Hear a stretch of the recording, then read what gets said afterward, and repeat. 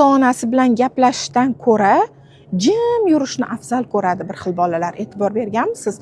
Ayrim oilalarda ota-ona va farzand o'rtasida muloqot ko'prigi yo'q. O'ylaysizki, bu o'z-o'zidan bo'lib qolganmi? Yo'q.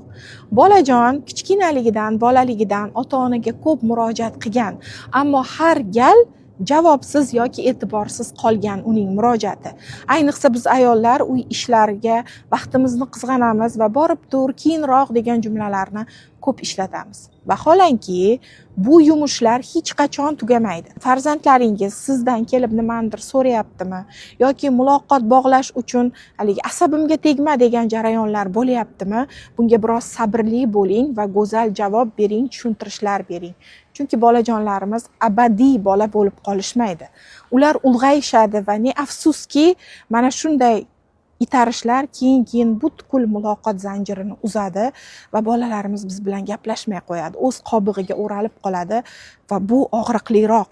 Chunki bola ota-onani nigohi bilan, ota-onaning yordamida dunyoni o'rganadi.